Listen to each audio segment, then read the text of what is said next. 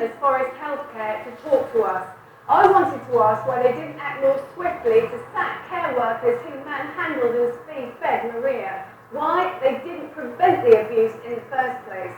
They refused, instead, to send in a statement which says that what Jane filmed was an isolated incident, even though all of the 5 main care workers had to be sacked. Forest Healthcare say that even though Jane complained to a number of carers, the family had not raised concerns with the home manager prior to showing their video footage. After the manager of the home watched Jane's footage, the company requested to see it a second time to complete the disciplinary process. Immediately after viewing it again, they say, "We completed proceedings and all 4 were dismissed." The company says all their staff received full training. They say Ash Court is committed to working closely with all families and residents, and that they continue to get positive feedback on their care, which is subject to continual improvement. Jonathan Aquino pleaded guilty to common assault and ill-treatment. But it's not just the 4 carers who've been sacked and the one in court. What about the national regulator, the Care Quality Commission, who rated this home excellent? Inspectors took at least 3 months to produce a report, and when they did, they concluded Ash Court ensures that people who use the service are protected from abuse or the risk of abuse, and their rights are respected and upheld. Jane is angry that the report doesn't warn the public that her mother was mistreated and assaulted. Instead, it says the local council was alerted to safeguarding concerns. They also say that the police were informed that some staff were suspended pending an investigation and that an action plan is in place. The regulator told Panorama the fact that a serious incident has taken place is made very clear.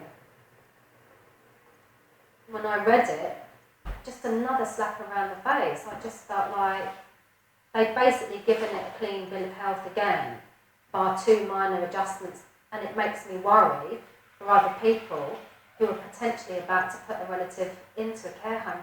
How can you actually go into a home where abuse has actually happened and it's literally been caught on film and then turn around and say that it's compliant? The words just fail me, so I just feel really let down. The head of the charity supporting Jane is also angry about the CQC's report. It doesn't say that a member of staff has been charged. It is not an honest document, it isn't a helpful document, and it isn't a decent document. This is really an area where the CQC can do so much if it uses its powers. They can actually cancel the provider's registration if they're shown not to be fit. We would suggest that that provider was very clearly shown not to be fit. We asked the Care Quality Commission for an interview, but they refused. They did send this statement, though, which says, "We will always act swiftly to protect people where we see poor care." Now, they say they expected within 4 days of learning what happened to Maria, and that they received positive feedback from people at the home. Both they and the council did not find any new evidence of poor practice or abuse. If we had done so, we would have taken action.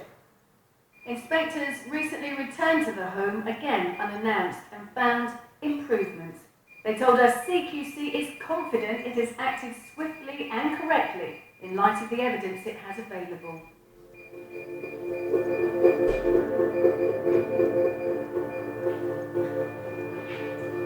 Jonathan Aquino attended court 10 days ago.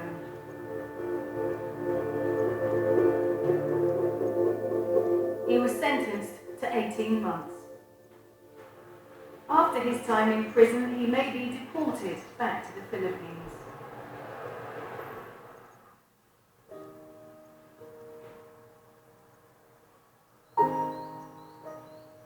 Maria Worrell is in a new home where Jane says she is happier. Would you like a biscuit? Hi! Hi! Nice to see you. This is Maria. This is Fiona, Mum.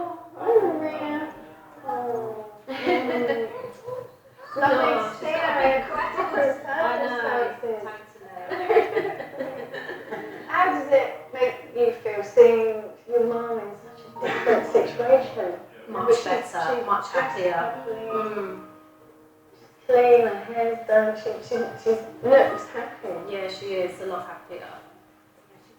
Maria isn't at Ashcourt any longer, but the care home remains open. Social workers say they're monitoring the home closely. The police say they wouldn't advise people to secretly film in care homes, but if this is what 2 nights of filming has revealed in one care home, how many other cases like Maria's are there? Next week, it'll be 5 years since 3-year-old Madeleine McCann disappeared in Portugal. Is a new review of the case by Met Police detectives, initiated at the Prime Minister's personal request, the last chance to discover what happened and even to find her.